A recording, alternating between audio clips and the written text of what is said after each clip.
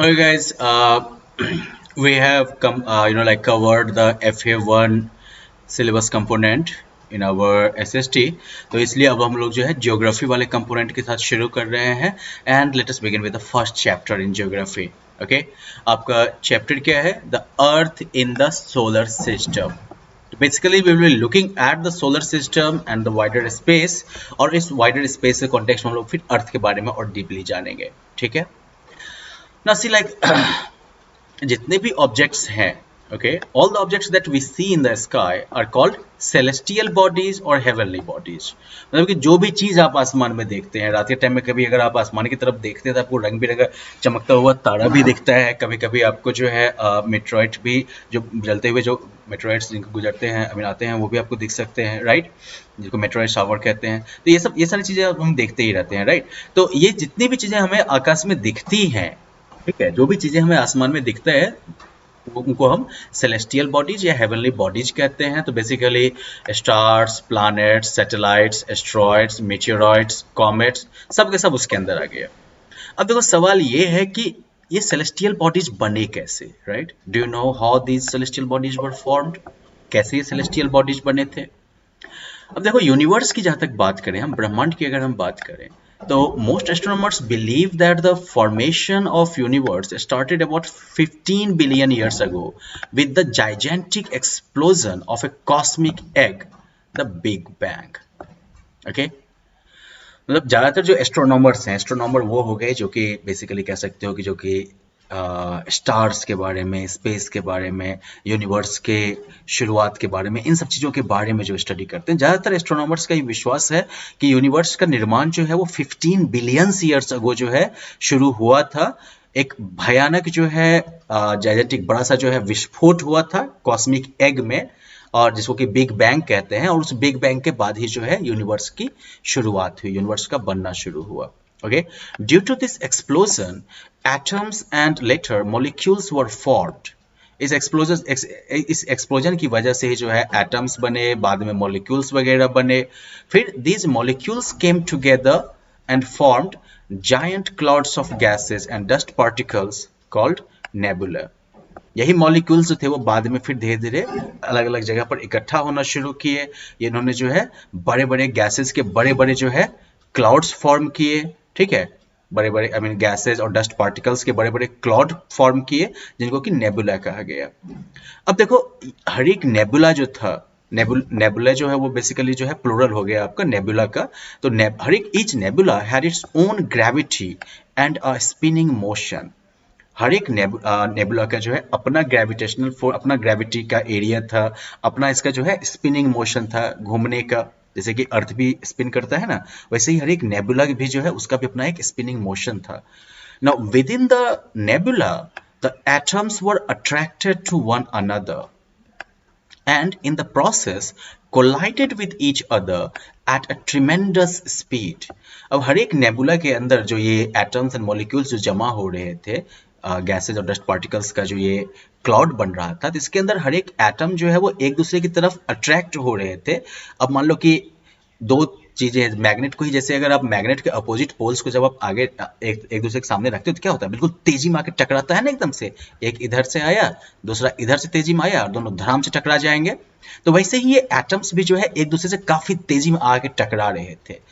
अब इस टकराने की वजह से it gave out an enormous amount of heat which resulted in the birth of glowing bodies such as the stars.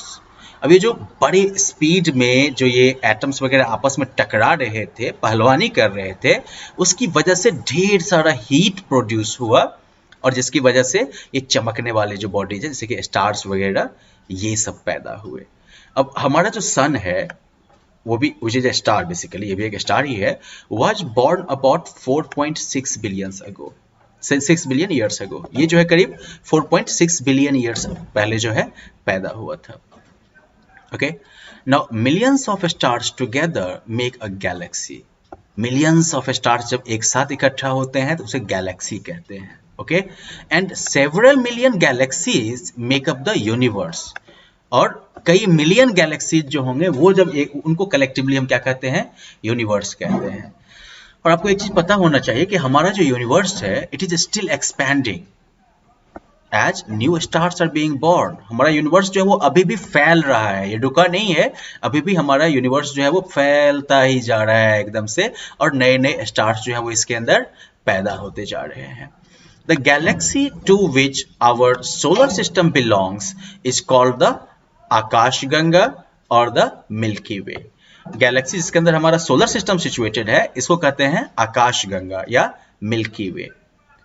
अब on a clear night you might be able to see the Akashganga. अगर रात साफ रहती है तो आप actually आकाशगंगा को देख भी सकते हैं।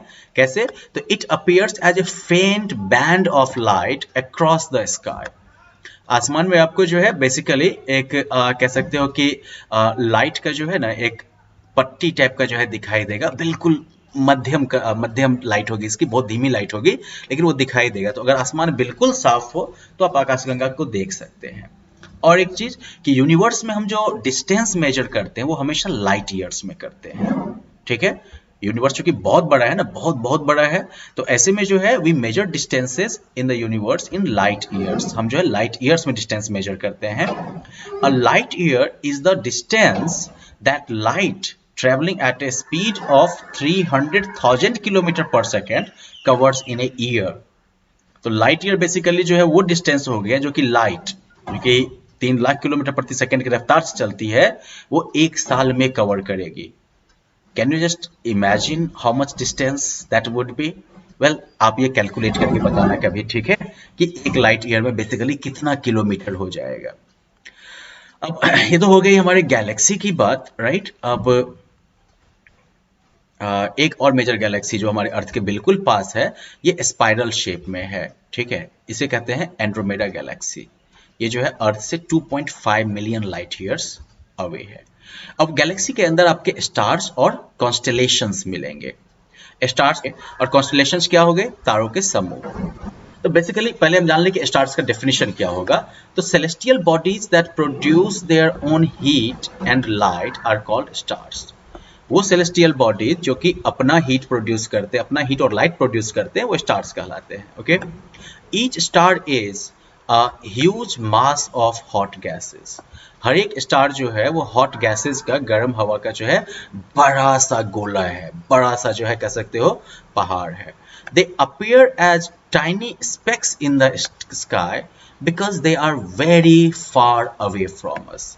अब यह है कि अगर स्टार सब इतना बड़ा है तो हम लोग को इतना छोटा छोटा पिद्दी जैसा क्यों दिख रहा है?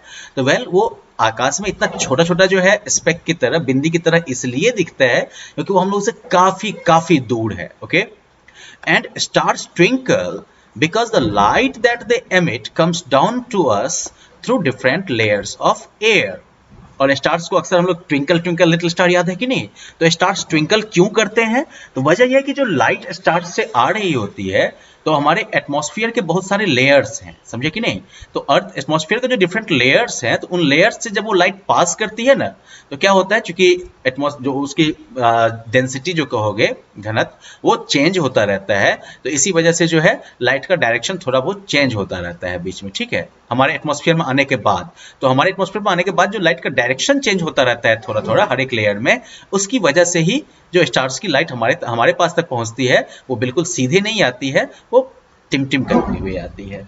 ओके, अब एक और जान लो that sun is a star too, right. Sun भी एक स्टार है और it is just one among the millions of stars in the universe। जो millions of stars हैं यूनिवर्स में, उनमें से बस ये कि ये तारा है, मतलब ऐसे बहुत सारे तारे हैं। and being nearer to the earth than any other star it looks big and bright just like a ball of fire। अब लेकिन सन जो है काफी बड़ा दिखता है, राइट, बाकी स्टार्स की तुलना में सन तो काफी बड़ा दिखता है। ऐसा इसलिए होता है क्योंकि ये जो है बाकी स्टार्स की तुलना में अर्थ के काफी पास है और इसीलिए ये जो है बड़ा है, चमकीला दिखता है, बिल्कुल आग के बॉल की तरह, right. Now, if you look at the night sky closely, you can see clusters of stars। आप अगर रात में आसमान में क्लोजली देखिएगा ना तो आपको जो है तारों के कुछ झुंड दिखेंगे। तो ये जो ग्रुप ऑफ स्टार्स होते हैं, ये झुंड जो स्टार्स के होते हैं, इन्हें कहते हैं कॉन्स्टेलेशंस। नाउ एस्ट्रोनॉमर वगैरह क्या करते हैं, तो they have joined the stars in a constellation by imaginary lines. Astronomer का खाली टाइम रहता होगा शायद, तो वो क्या करते हैं कि स्टार्स, इन्हीं स्टार्स के झुंड में क्या करते हैं, इमेजिनरी लाइन खींच खींच के इनको जो है अलग अलग शेप दे देते हैं, ठीक है, और उस अलग अलग शेप के आधार पर उनका नाम भी रख दिया जाता है। अब इसे one of the constellations is the Ursa Major और the Great Bear which can be easily recognised in the northern sky. ऐसे ही कॉन्स्टलेशंस में से एक जो है वो है अर्सा मेजर या ग्रेट बेयर, जो कि आप आसानी से अपने नॉर्थ वाले डायरेक्शन में अगर आसमान में देखिएगा तो आपको दिख जाएगा। इट इज कॉल्ड सप्तर्षि और सेवन सेजेस, गांव में इसको जो है सतभैया भी कहते हैं, तो ये इसका नाम है इंडिया में।